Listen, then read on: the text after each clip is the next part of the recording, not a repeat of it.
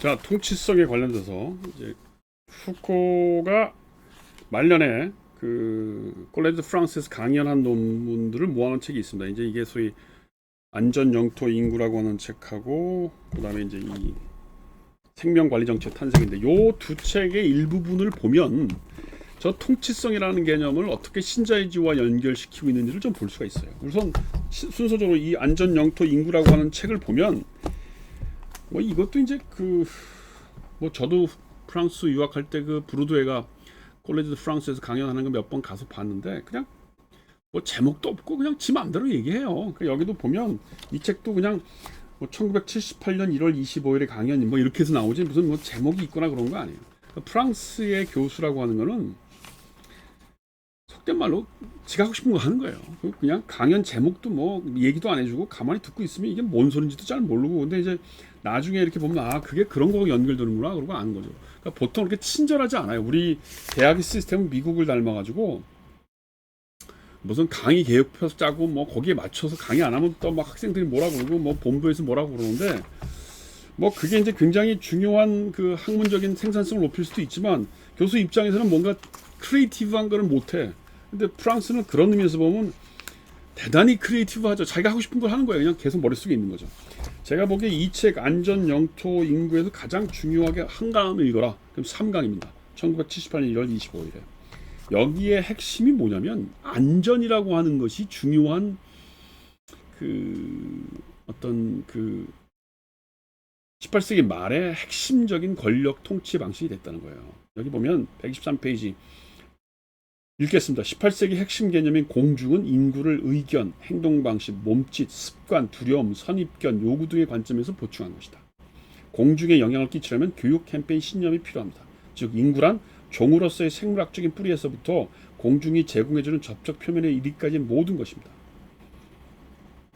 그러면서 바로 통치라는 단어가 여기서 들어갑니다. 이런 표현을 써요. 그러니까 통치성이라는 말이 이런 인구의 여기 보면 의견, 행동 방식, 몸짓, 습관, 두려움, 선입견, 요구 이런 걸 관리하는 게 통치성이라는 거예요.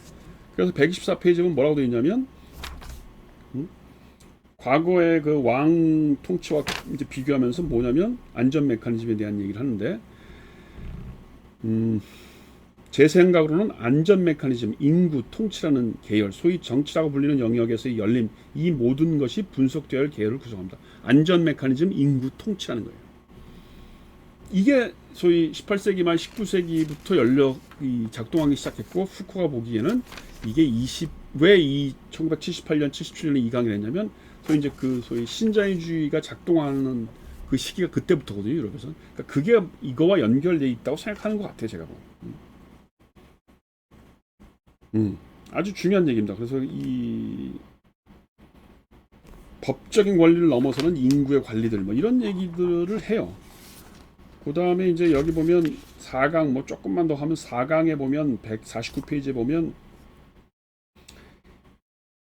그 통치란 사람 읽겠습니다. 이건 이제 미셸 푸코가 인용하고 있는 건데 통치란 사람들을 적절한 목적으로 이끌어가기 위해 사물을 올바르게 배치하는 일이다라고 라페리에르가 말했습니다. 이제 18세기 말에 썼던 라페리의 글을 인용하면서 그 다음에 이제 미셸 푸코가 얘기를 하고 있어요. 그러므로 통치에는 하나의 목적이 있습니다. 통치는 앞서 말한 의미에서 하나의 목적을 위해 사물을 배치합니다.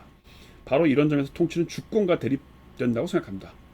아 이게 중요한 거예요. 그러니까 사물을 배열한다는 게 뭐예요? 사물을 배열한다는 게 이게 이제 어떻게 보면 인간의 내면적으로 그러니까 감시처벌에서 얘기했던 인간의 후식적인 내면 인간의 육체를 관리하는 거고 그다음에 감시처벌에서 인간의 어떤 성적인 욕망 내면을 관리한다면 지금 통치성은 사물이라는 게 인간 바깥을 관리하는 거예요. 이게 소위 이제 환경을 관리하는 거죠. 이게 바로 제가 보기에는 신자유주의적 통치 권력과 연결 지점이라고 보는 거예요. 뭐 여기 굉장히 뭐가 많은 얘기를 하고 있는데 요 정도 하고 이제 여기 이 책으로 갑시다. 이게 이제 많은 생명 관리의 정책인데 이제 여기에서 주로 하는 게 뭐냐면 이 자유주의 정치학, 그러니까 소위 신자유주의 정치학에 나온 두 가지 방식을 얘기해요. 하나는 뭐냐면 주로 이제 앞부분에서 나오는 얘기가 뭐냐면 그 독일식 그 신자유주의 질서에 대한 얘기를 합니다. 독일 신자유주의 정책을 얘기를 하고 그 다음에 뒷부분에 가서는 시카고 학파의 신자유주의 정책을 얘기해요. 요것도 뭐 말이 많아. 이것도 뭐 귀신 신하락 가는 소리 많이 하고 뭐 어려운 얘기 많이 하는데 이게 좀 이렇게 그 지쳐요. 지치는데 앞에 부분에 나오는 소위 자유주의에 대한 기본적인 생각은 뭐냐면 고전적인 자유주의와 독일의 이 신자유주의 전통은 뭐냐면 과거에는 그냥 내버려 두는 걸 자유주의라고 생각했다는 거예요. 그런데 어떻게 돼요? 이 독일식 1930년대 40년대의 독일식 자유주의라고 하는 건 뭐냐면 경쟁을 통해서 뭔가를 만들어내는 것을 자유주의라고 생각했다는 겁니다. 아. 그 논의가 어디에 주로 나오냐면 앞에 그 독일식 자유주의에 대한 얘기가 나옵니다. 이 무슨 저 5강 정도에 나와요. 5강. 뭐 여기 보면 뭐 말토 오이켄, 아돌트 람페와 게리트 리터 뭐 이렇게 하면서 표도 그려놓고 뭐 그러면서 이 독일식 자유주의자들이 어떤 식으로 시장 경제를 생각했고 뭐 이런 얘기가 나와요. 여기 보면 129페이지 독일에서 경제 발전, 경제 성장은 사실 어떤 주권, 어떤 정치적 주권을 바로 그 경제를 기능하게 만드는 제도 및 제도적인 자격을 통해 생산합니다. 경제는 국가를 위해 정당성을 생산하며 국가는 이 경제의 보증인입니다. 그러니까 이제 경제적 자유라고 하는 이 자유라고 하는 것이 국가 권력을 보증하는 굉장히 중요한 하나의 이데올로기가 됐고 그 경제적 자유를 국가가 보장하는 방식으로 이루어진다고 하는 얘기를 하는 거예요. 그래서 이런 식의 자유주의 체제, 그 다시 3강의 103페이지로 보면 이러한 자유주의 체제의 자유주의 통치술이라고 하는 것이 집단적인 이해관계를 보호하는 안전의 문제와 관련돼 있다는 걸 얘기를 하고 있어요. 그리고 왜 자기가 이런 얘기를 하냐면 지금 오늘날의 세계 평화와 앞쪽 부분입니다. 3강, 2강인데도 보면 오늘날의 세계 정치가 지금 이러한 통치술의 위기와 관련돼 있다는 얘기를 하는 거예요. 그래서 나는 지금 이런 자유주의 경제의 어떤 특성들을 분석하겠다고 얘기를 하는 겁니다. 질서자유죠. 내가 얘기를 잘못했네. 209페이지는 질서자유, 독일식 자유주의라는 게 질서자유인데 이 질서자유주의라고 하는 것이 209페이지 나옵니다. 일정한 틀 속에서 자유롭게 경쟁하는 것을 얘기하는 거다. 과거의 고전적 자유주의, 예를 들면 아담 스미스나 리카르 같은 자유주의하고는 다른 거다. 그래서 사회를 통치해야 된다고 하는 생각을 갖고 있다. 이런 것들이 이제 이 질서자유주의자들과 얘기의 맥락이라는 겁니다. 그래서 뭐 기업의 형식을 파급시키고 시장 경쟁을 통화시키고 뭐 이제 이런 거라는 거예요. 그 질서자유주의 얘기가 끝나고 한 9강부터는 9강 301페이지부터는 소위 그 시카고 학파에 대한 얘기가 나와요. 시카고 학파의 신자유주의적인 정책이라고 하는 것은 한마디로 얘기하면 314페이지 경제학은 더 이상 절차의 분석이 아니라 행동의 분석이 됐다는 거예요. 그러니까 이 여태까지 경제학, 뭐 저도 경제학 공부를 많이 안 했습니다만 시카고 학파의 경제학이라는 게 뭐예요? 무슨 국가의 재정 정책을 하고 금융 정책을 하고 그런 게 아니죠. 그건 굉장히 케인주의자적인 정책이죠.